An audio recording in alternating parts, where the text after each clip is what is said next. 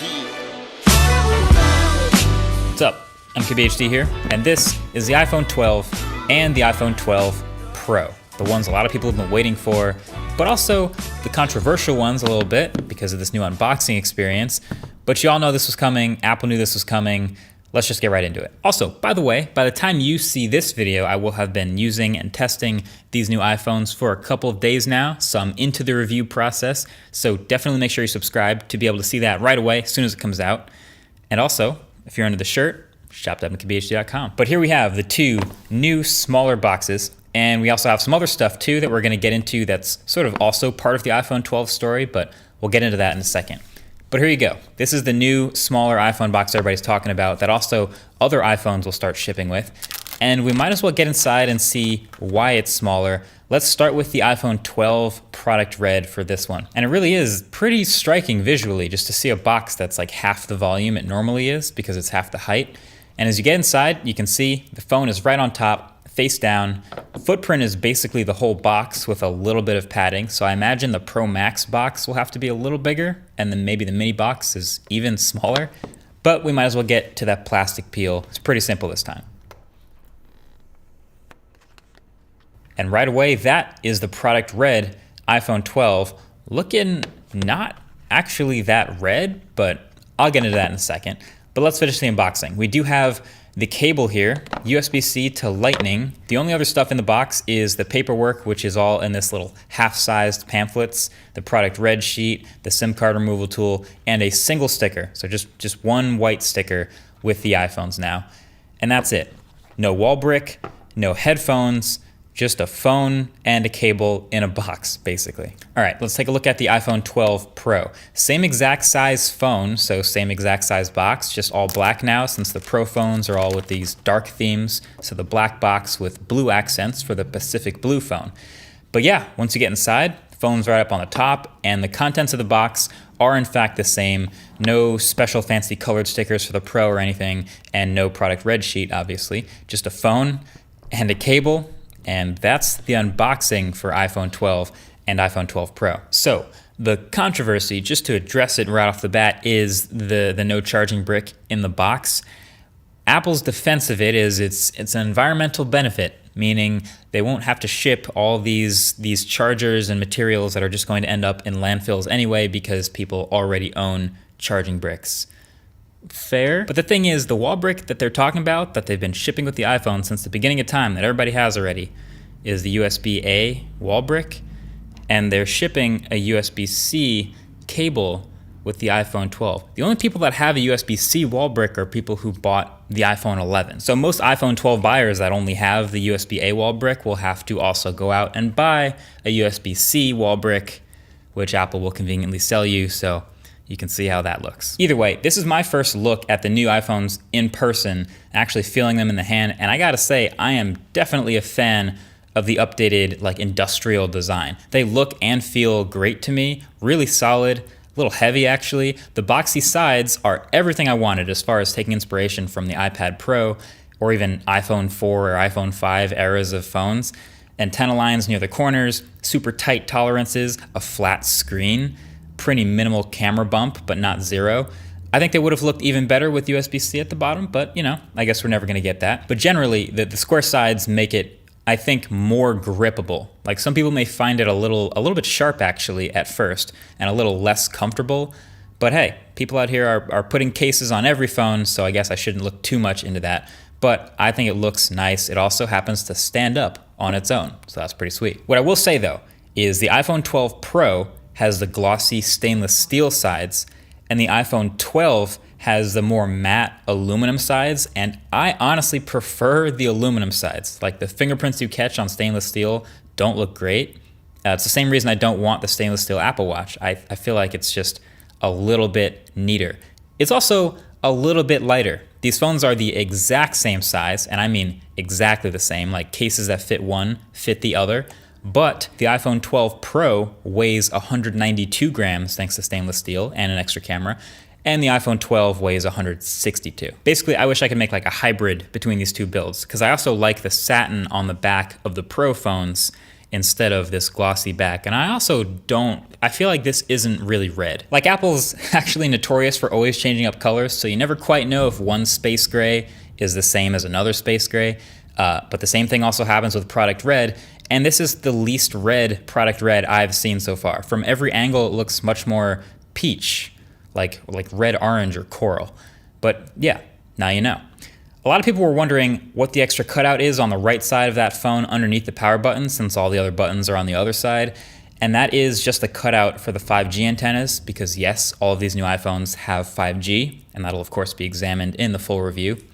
And other than that, I mean, you probably already recognize everything about these phones. It's still looking very much like an iPhone, same notch up at the top, but of course the much better looking OLED display on the iPhone 12 that essentially matches what we've seen on these Pro phones. So these two phones are, as expected, very close to each other in a lot of ways, likely on purpose. And I'll get to the price analysis in the full review video, but I wanted to dive into something a little more that's actually new with these, which is MagSafe. So all these new iPhones now have magnets in the back embedded in the wireless charging coil for compatible accessories. They're calling it MagSafe, so they're bringing the name back. And there is potential for a whole world of new MagSafe accessories that slap onto the back of the phone with magnets, right? Now, I don't know about you, but my first question when I saw this was, okay, that is going to depend entirely on how strong these magnets actually are.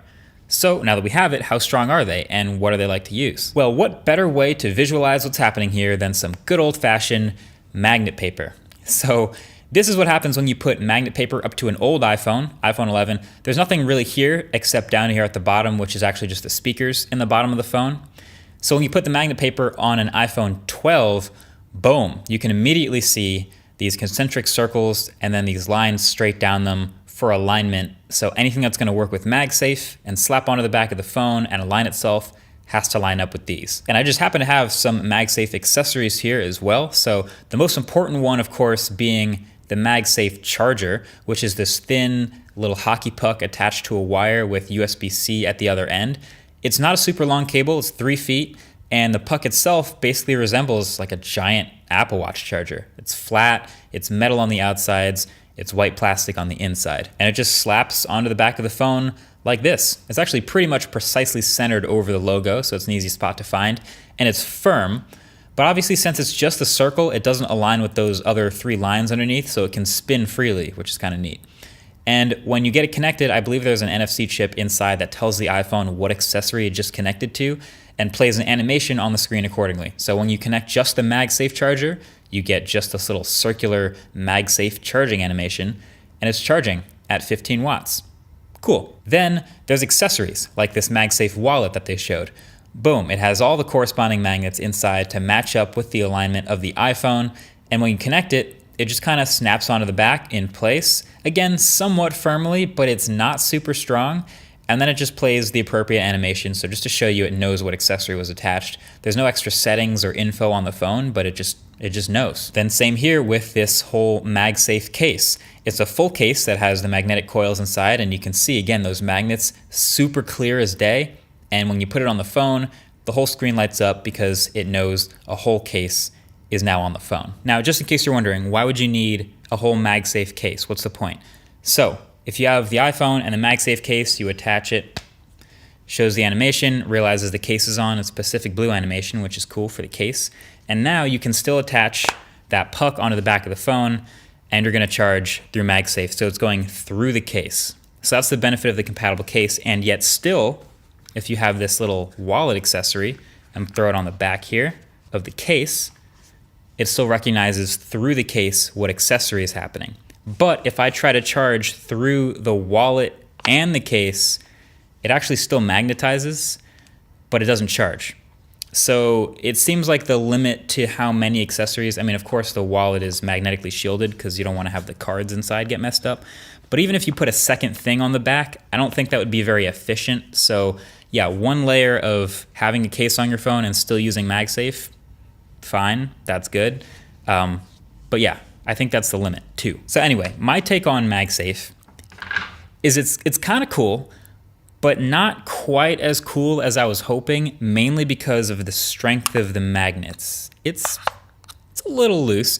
Now we'll see if third-party accessory makers can use stronger magnets in their accessories to better attach to the iPhone. But I was imagining something like a car mount may be coming out where it's just holding it up with magnets. But if you go over a bump, like this magnet's not gonna hold it up. So I'm curious how that goes with accessories you really want to stay attached. But even, look at this. This is the wallet mount, which you'd really want to stay attached. But even with this wallet case, putting it in my pocket, it can easily just pop right off. Just slide right off, and that's your wallet. That's like the one thing you definitely want to for sure stick to the phone the strongest, right? So we'll see. We'll see what this ecosystem brings. Another fun fact though, this is still technically, it's all Qi. It's a Qi wireless charger. So if you have another Android phone with Qi wireless charging, it actually magnetizes to the back and wireless charges many other Android phones. So if you're into that, you can buy Apple's wireless charger and troll Apple and take pictures of your Android phone wireless charging with MagSafe. Every phone's had MagSafe, guys. But anyway, that's it. That's the first impressions and hands-on. Like I said, I've been using these phones now for a couple days, so the review is in the works. But let me know what you guys would want to see in that video. And of course, there's a bunch more coming up because it's Techtober. That's just what's going on right now. So that's been it. Thanks for watching. Catch you guys in the next one. Peace.